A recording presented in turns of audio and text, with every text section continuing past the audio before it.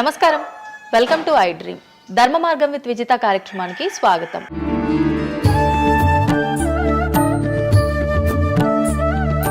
ప్రస్తుతం మనతో పాటు ఉన్నారు ప్రముఖ జ్యోతిష్యులు వేణుస్వామి గారు. ఇప్పుడు వారితో మాట్లాడి మరిన్ని విషయాలు తెలుసుకుందాం. ముఖ్యంగా మనకెన్నో సందేహాలు ఉంటూ ఉంటాయి, వాటి గురించి అడిగి తెలుసుకునే ప్రయత్నం చేద్దాం.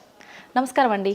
నమస్తే తల్లి. ఓం నమో వెంకటేశాయ. వెంకటాద్రి సంస్థానం బ్రహ్మాండే నాశకించిన వెంకటేశ సమోదేవో నా భూతో నా భవిష్యత్తు. 2026 మనమైతే ఉగాది నుంచి చూసుకుంటాం, కానీ ఆంగ్ల నూతన సంవత్సరం రాబోతోంది. దీని ద్వారా మనకు ఉగాది వరకు ఈ మధ్య కాలంలో ఎలా ఉండబోతోంది, గ్రహాలు రాశుల పరంగా చూసుకుంటే, పంచభూతాల పరంగా చూసుకుంటే, తర్వాత మనకి సంవత్సరం మారిన తర్వాత ఎలా ఉండబోతోంది. ఉగాది 2026 మార్చి 19 నాడు శ్రీ పరాభవన సంవత్సరం వస్తుంది. దానికి కదా మనం పంచాంగం తీసుకోవాలి. నేను ఎందుకు ముందుగా వచ్చానంటే నేను దానికి ఆన్సర్ చెప్తా. మీరు ఎట్లాగో బిజీ పూజల్లో, మళ్ళీ నాకు అవకాశం దొరుకుతుందో లేదో తెలియదు. కాదు కాంపిటీషన్ జీవితములో నిన్ను నువ్వు నిలబెట్టుకోవడానికి కొత్తదనాన్ని ఎంచుకొని నిన్ను నమ్ముకున్నటువంటి ఓనర్కు నీ పూర్తి కర్త కర్మ క్రియ నీ రిజల్ట్ను ఇవ్వడానికి నువ్వు చేస్తున్నటువంటి ఒక ప్రయత్నం, నిన్ను నువ్వు జనాల్లో కొత్తగా ప్రొజెక్ట్ చేసుకోవడానికి చేస్తున్నటువంటి ప్రయత్నం. అదే ప్రయత్నం వేణుస్వామి చేసిండు కామాఖ్య విషయం. అమ్మా ఇట్లొచ్చారా? అర్థమైందా?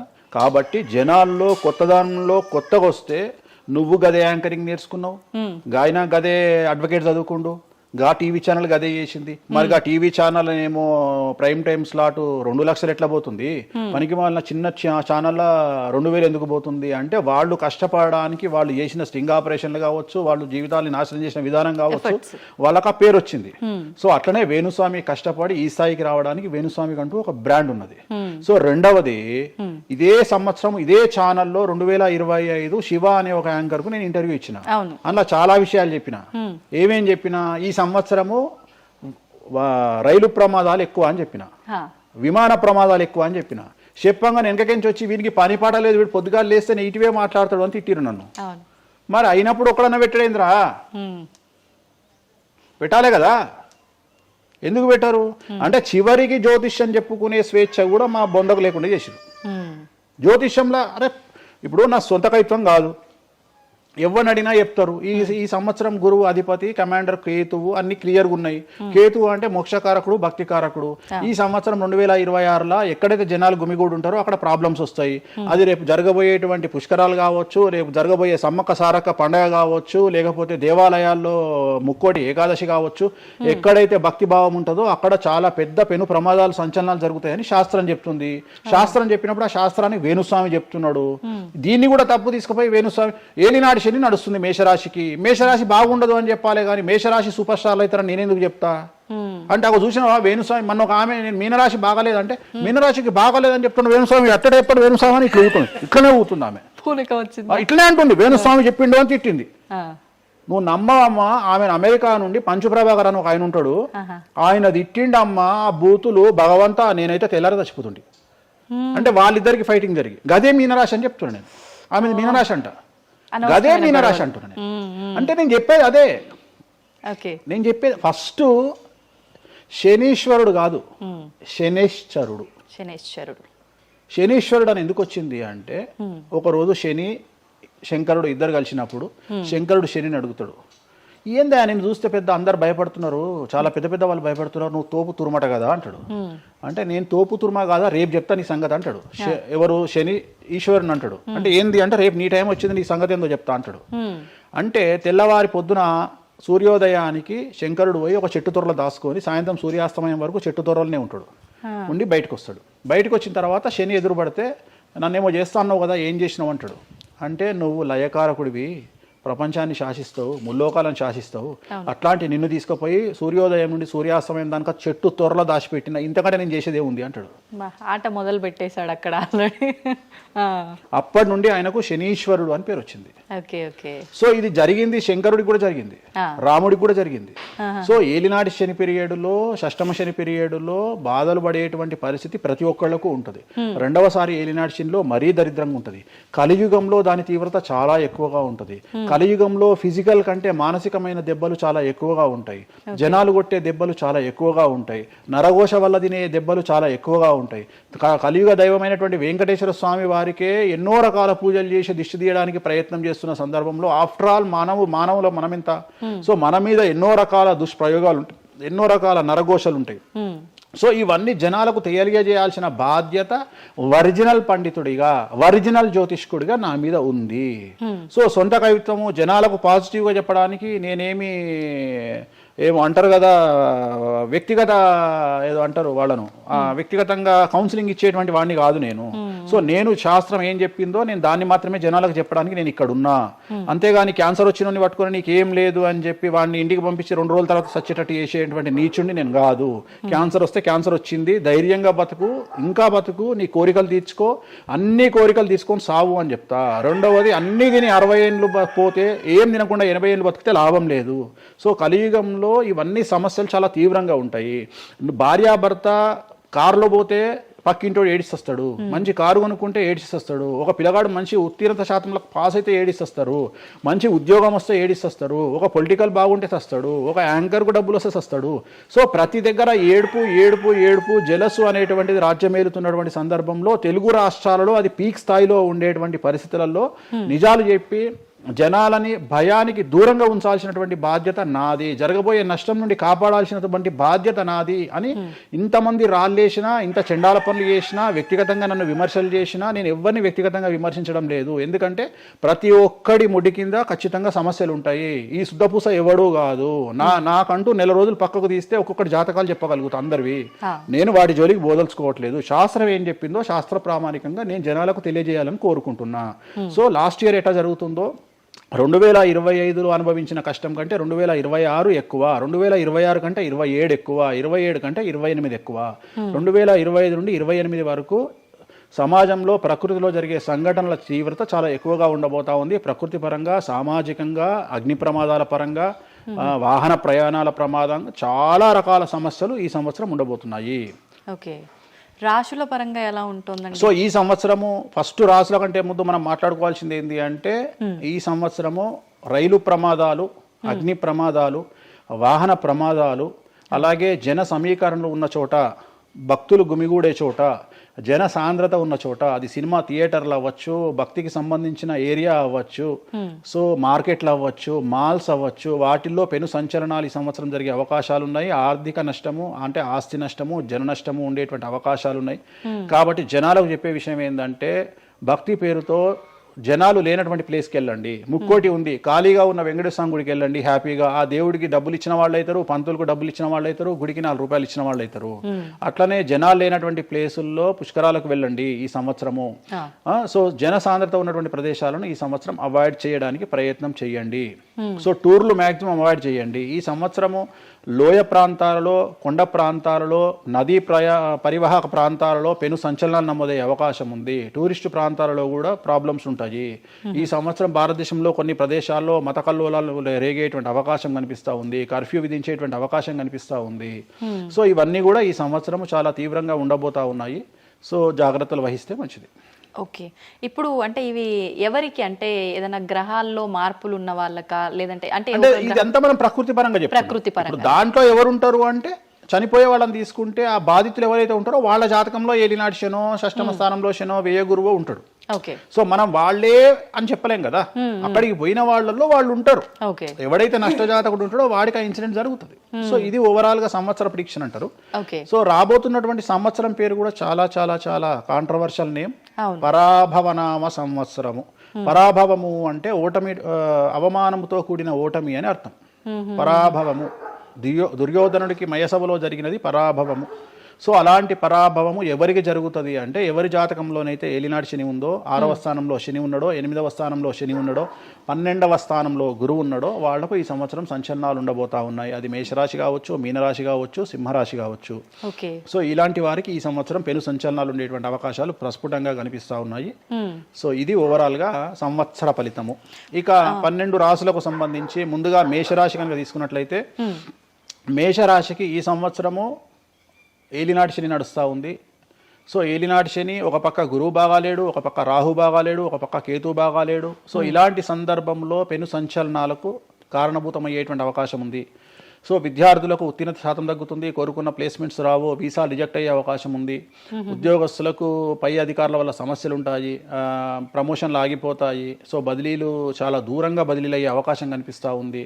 రాజకీయ నాయకులకు ఫెయిల్యూర్స్ కనిపిస్తూ ఉన్నాయి, ఉన్న పదవులు కోల్పోయే అవకాశం కనిపిస్తుంది, ఎన్నికలలో ఓటమి కనిపిస్తూ ఉంది. రైతులకు మొదటి పంట కంటే రెండవ పంట బాగుండే అవకాశం ఉంది. కళాకారులకు క్రీడాకారులకు అవకాశాలు తగ్గిపోయి ఆదాయం తగ్గిపోయే అవకాశం ఉంది. స్త్రీలకు సంబంధించి భర్తల మధ్యన గొడవలు అయ్యే అవకాశం ఉంది. అలాగే వ్యాపారస్తులకు బ్యూరోక్రాట్లకు ఈ సంవత్సరం ఏసీబీ, సిబిఐ, సిఐడి లాంటి కేసులు లేదా ఈడీ కేసులు కనిపిస్తూ ఉన్నాయి. ఈ సంవత్సరం ఓవరాల్గా మేషరాశి వాళ్ళని తీసుకుంటే న్యాయపరమైన ఇబ్బందులు, ఆర్థికపరమైన ఇబ్బందులు, ఆరోగ్యపరమైన ఇబ్బందులు, తండ్రికి సంబంధించిన అపమృత్యు గండము, అలాగే న్యాయపరమైన చిక్కులు, వాహన ప్రమాదాలు, భార్యాభర్తల మధ్యన గొడవలు, ఇవన్నీ మేషరాశి వారికి కనిపిస్తూ ఉన్నాయి. మరి ఏం చేసుకోవాలా అంటే తిరునల్ల శనీశ్వర ఆలయంలో ప్రత్యేకమైన శని పూజ నిర్వహించుకోవడంతో పాటు నలుపు రంగు దుస్తులకు దూరంగా ఉండడము, నలుపు చెప్పులు, నలుపు వాహనాలకు దూరంగా ఉండడము, లెదర్ వస్తువులకు దూరంగా ఉండడము, నలుపు లెదర్ వస్తువులకు దూరంగా ఉండడం వల్ల సమస్యల నుండి గట్టెక్కుతారు. ఏడాదంతా వీటికి దూరంగా ఉండాలి. మరి తర్వాత నెక్స్ట్ వృషభ రాశి. సో వృషభ రాశి వారికి ఈ సంవత్సరం 100కు ఇంచుమించుగా 75% అనుకూలంగా ఉంది. రాహువు, కేతువు, గురువు, శని అనుకూలత కనిపిస్తూ ఉంది. చాలా బాగుండబోతా ఉంది. ఈ సంవత్సరం మే నుండి విపరీతమైన రాజయోగం పట్టబోతా ఉంది. చాలా అనుకూలంగా ఉంది. విద్యార్థులకు ఉత్తీర్ణత శాతం ఉంటుంది. స్త్రీలకు అనుకూలమైన ఫలితాలు ఉంటాయి. స్త్రీలకు మీ ఇంట్లో కమాండింగ్ అంతా మీదే ఉంటుంది. రాజకీయ నాయకులకు ఎన్నికలలో విజయాలు సాధిస్తారు. డబ్బులు ఎక్కువ ఖర్చైనా విజయాలు సాధిస్తారు. అలాగే రైతులకు 2 పంటల దిగుబడి రాబడి బాగుంటుంది. విద్యార్థులకు కోరుకున్న ప్రదేశాల్లో సీట్లు వస్తాయి. ఉత్తీర్ణత శాతం పెరుగుతుంది. అవివాహితులకు వివాహ యోగ సూచనలు కనిపిస్తున్నాయి. సంతానం లేని వారికి సంతాన యోగం కనిపిస్తూ ఉంది. వ్యాపారస్తులకు అన్ని రంగాల వ్యాపారస్తులకు అనుకూలమైన ఫలితాలు ఉండబోతా ఉన్నాయి. క్రీడాకారులకు, కళాకారులకు అవకాశాలు, ఆదాయము పెరుగుతాయి. ఓవరాల్గా ఈ సంవత్సరం పూర్తి స్థాయిలో మీకు ఎటువంటి సమస్యలు కనిపించడం లేదు. చాలా బాగుంది కాబట్టి మీకు ఎటువంటి రెమెడీస్ అవసరం లేదు. వీలైతే సోమవారం నాడు శివాలయంలో రుద్రాభిషేకాన్ని నిర్వహించుకోండి. సో నెక్స్ట్ మిథున రాశి. ఈ సంవత్సరం ఏదైనా రాశి 100కు 110% అనుకూలంగా ఉంది అంటే మిథున రాశి. సో గురువు, రాహువు, కేతువు అన్ని గ్రహాలు అనుకూలంగా ఉన్నాయి. పట్టిందల్లా బంగారంగా ఉంటుంది. గురువు అతిచారం వల్ల మీ జాతకం చాలా బాగుండబోతా ఉంది. గత 10 సంవత్సరాల నుండి మీరు పడుతున్నటువంటి కష్టాలన్నీ తొలగిపోయే అవకాశాలు కనిపిస్తూ ఉన్నాయి. సో కొత్త స్పీడ్తో ముందుకు వెళ్ళండి. కొత్త ఆలోచనలు చేయండి. ఎంత గొప్పగా జీవితంలో ముందుకెళ్లాలో ప్లాన్ చేయండి. చాలా గొప్పగా ఆలోచించండి. చిన్నగా ఆలోచన చేయకండి. గురువు విపరీత రాజయోగాన్ని ఇవ్వబోతా ఉన్నాడు. దైవబలం మీకు అనుకూలంగా ఉంది. గురుబలం మీకు అనుకూలంగా ఉంది. శనిబలం మీకు అనుకూలంగా ఉంది. కాబట్టి కొత్త వ్యాపారాలు ప్రారంభించండి. విపరీతమైనటువంటి చాలా గొప్పగా కలలు కనండి. ఆ కళలను సాకారం చేసుకునే దిశగా ప్రయాణం చేయండి. విద్యార్థులకు అనుకూలంగా ఉంది. ఉద్యోగస్తులకు అనుకూలంగా ఉంది. వ్యాపారస్తులకు అనుకూలంగా ఉంది. రైతులకు 2 పంటలు అనుకూలంగా ఉంది. సో ప్రతి వాళ్ళు చెరువులు, తర్వాత చేపల చెరువులు, రొయ్యల చెరువులు పండించే వాళ్ళకు అనుకూలంగా ఉంది. పౌల్ట్రీ ఫామ్ వాళ్ళకు అనుకూలంగా ఉంది. రాజకీయ రంగం వారికి అనుకూలంగా ప్రజల్లో మంచి మార్పులు కనిపిస్తూ ఉన్నాయి. స్త్రీలకు మీదే కమాండింగ్గా ఉంటుంది. కుటుంబంలో మీరు ఏం చెప్తే అది జరిగేటువంటి అవకాశాలు కనిపిస్తూ ఉన్నాయి. సో మిథున రాశి వారికి పూర్తి స్థాయిలో అనుకూలంగా ఉంది. ఎటువంటి రెమెడీస్, ఎటువంటి పూజలు అవసరం లేదు. అద్భుతం అయితే వీళ్ళది. నెక్స్ట్ కర్కాటక రాశి. సో నెక్స్ట్ కర్కాటక రాశి. సో కర్కాటక రాశి వారికి కూడా ఇంచుమించు 90% అనుకూలంగా ఉంది. కాకపోతే ఇక్కడ ఉన్న సమస్య ఏంటంటే మే వరకు 2026 మే వరకు కొద్దిగా వీళ్ళకు గురువు 12వ ఇంట్లో ఉన్నాడు కాబట్టి కాళ్ళు చేతులు విరిగే అవకాశం ఉంది. దెబ్బలు తగిలించుకునే అవకాశం కనిపిస్తూ ఉంది. జాగ్రత్తగా ఉండండి.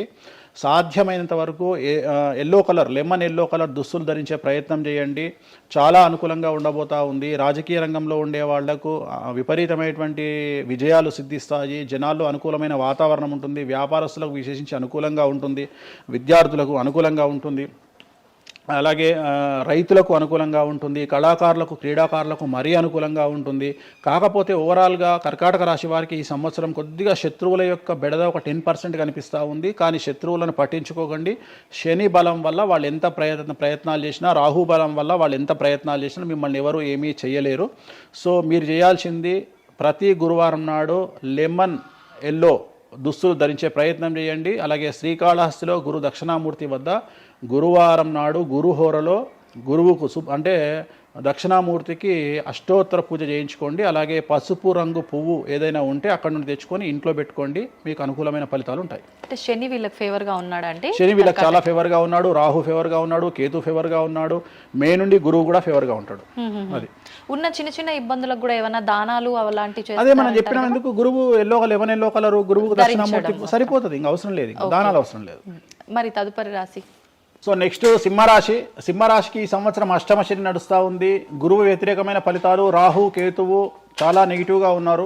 సో ఇంచుమించుగా 4 గ్రహాలు వ్యతిరేకమైన దిశలో ఉన్నాయి. అష్టమ శని అంటే తల్లికి ఆరోగ్యపరమైన ఇబ్బందులు ఉంటాయి, మానసికమైన ఇబ్బందులు ఉంటాయి, శారీరకమైనటువంటి అనారోగ్య సమస్యలు ఉంటాయి, అలాగే ఆర్థికపరమైన ఇబ్బందులు, న్యాయపరమైన చికాకులు ఉంటాయి. జాగ్రత్తగా ఉండండి, నలుపు రంగు దుస్తులకు దూరంగా ఉండండి. విద్యార్థులకు సమస్యలు, ఉద్యోగస్తులకు సమస్యలు, వ్యాపారస్తులకు సమస్యలు, ఈడీ కేసులు, పోలీస్ కేసులు, బ్యూరోక్రాట్స్కు సిబిఐ కేసులు, రైతులకు పంటల దిగుబడిలో నష్టము, కళాకారులకు, క్రీడాకారులకు వాళ్ళ అవకాశాలను ఇతరులు దక్కించుకునేటువంటి అవకాశం కనిపిస్తూ ఉంది. స్త్రీలకు భార్యాభర్తల మధ్యన గొడవలు.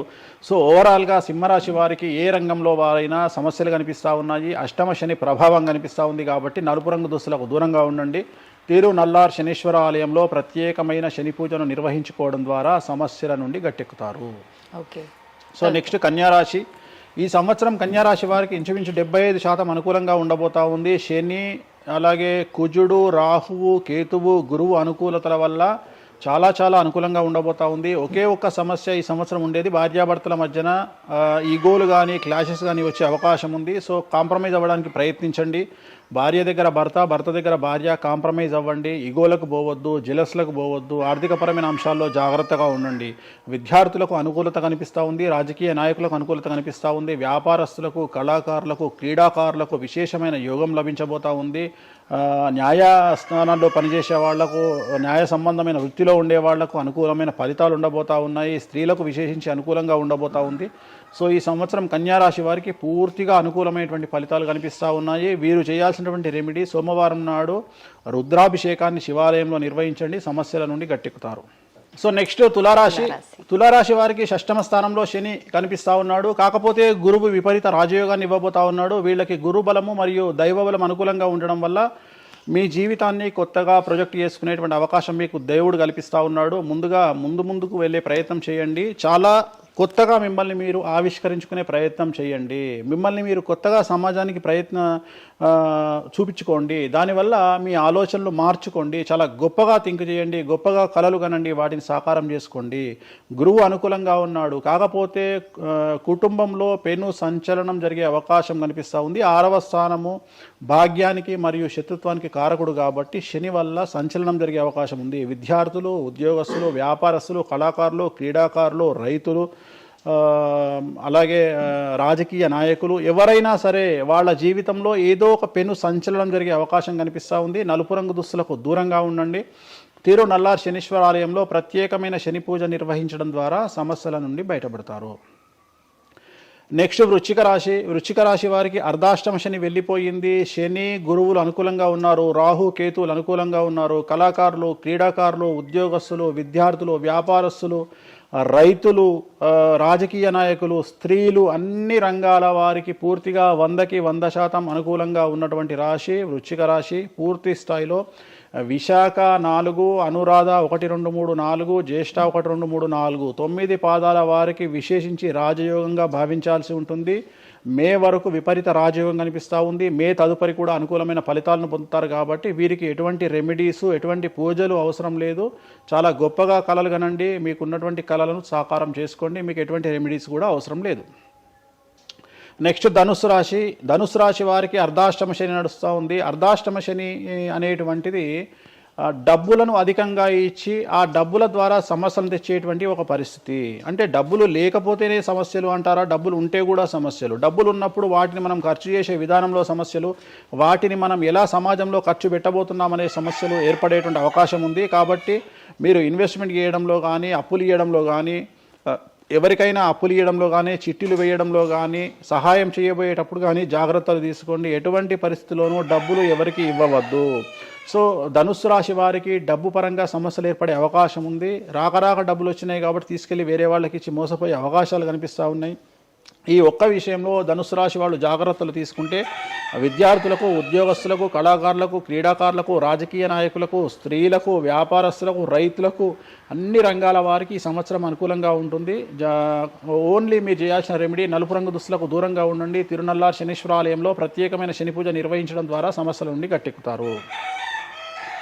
నెక్స్ట్ మకర రాశి వారికి ఈ సంవత్సరం చాలా అనుకూలంగా ఉంది. ఈ సంవత్సరం అండర్లైన్ చేయాల్సిన విషయం ఏమిటంటే మకర రాశి వారికి భార్యాభర్తల మధ్యన గ్యాప్ ఏర్పడేటువంటి అవకాశం ఉంది. గొడవలు వచ్చే అవకాశం ఉంది. ఈగోస్ వల్ల కానీ వేటి వల్ల అయినా సమస్యలు వచ్చే అవకాశం ఉంది. అది కాకుండా విద్యార్థులకు అనుకూలతలు ఉంటాయి, ఉద్యోగస్తులకు అనుకూలతలు ఉంటాయి, రైతులకు 2 పంటల దిగుబడి రాబడి ఉంటుంది. అలాగే రాజకీయ నాయకులకు సమాజంలో మంచి పేరు ప్రఖ్యాతులతో పాటు పదవులు సిద్ధిస్తాయి. రైతులకు 2 పంటల దిగుబడి రాబడి ఉంటుంది. వ్యాపారస్తులకు రూపాయికి 100 రూపాయల లాభం ఉంటుంది. స్త్రీలకు కోరుకున్నటువంటి ఫలితాలు ఉంటాయి. అన్ని రంగాల వారికి అనుకూలమైన ఫలితాలు మకర రాశి వారికి ఉండబోతా ఉన్నాయి. వీరు సోమవారం నాడు శివాలయంలో రుద్రాభిషేకం నిర్వహించుకున్నట్లయితే సమస్యల నుండి గట్టెక్కుతారు. సో నెక్స్ట్ కుంభరాశి వారికి ఏలినాటి శని చివరి అంకంలో ఉంది. చాలా సమస్యలు కనిపించబోతా ఉన్నాయి. కుటుంబంలో ఎవరిని తీసుకున్నా విద్యార్థులు, ఉద్యోగస్తులు, వ్యాపారస్తులు, కళాకారులు, క్రీడాకారులు, రాజకీయ నాయకులు, స్త్రీలు, ఉద్యోగస్తులు, బ్యూరోక్రాట్లు అందరికీ సమస్యలు ఉన్నాయి. వాహన ప్రమాదాలు, పోలీస్ కేసులు, కోర్టు కేసులు, ఆరోగ్యపరమైన ఇబ్బందులు, మానసికమైన ఇబ్బందులు, స్త్రీలకైతే థైరాయిడ్ సమస్యలు, పీసీఓడి సమస్యలు, గర్భసంచికి సంబంధించిన సమస్యలు, మానసికమైన ఇబ్బందులు బాధించే అవకాశం కనిపిస్తూ ఉంది. జాగ్రత్తగా ఉండండి. నలుపు రంగు దుస్తులకు దూరంగా ఉండండి. శనివార నియమాన్ని పాటించండి. సప్త శనివార వ్రతాన్ని పాటించండి. సప్త శనివార వ్రతం అంటే శనివారం నాడు శ్రీ వెంకటేశ్వర స్వామి వారికి సంబంధించినటువంటి వ్రతము. ఇది పుస్తకం మీకు మార్కెట్లో దొరుకుతుంది. తీసుకొచ్చుకొని 7 వారాల పాటు 7 శనివారాల పాటు చేయండి. And for more videos, Please subscribe to iDream. Please subscribe to iDream. Please subscribe iDream. And please subscribe to iDream. For more videos, subscribe to iDream. please like, share and subscribe to the channel. Congratulations, iDream. Subscribe to iDream. Subscribe to iDream. So subscribe to iDream Media. iDream team అందరికి huge congratulations. Please subscribe iDream Media. Please subscribe to iDream. Subscribe iDream. Please subscribe to iDream. iDream అంటే నా కళల ఛానల్ను subscribe చేసుకున్న నోరు తిరుగుతలేదు. మీరైతే గంట గుర్తు కొట్టండి. For more such videos, please subscribe to iDream. Subscribe to iDream. Please subscribe to iDream. Please subscribe iDream Media. Please do subscribe to iDream. Please subscribe to iDream Media. For best entertainment and information, please subscribe iDream. And don't forget to subscribe to iDream.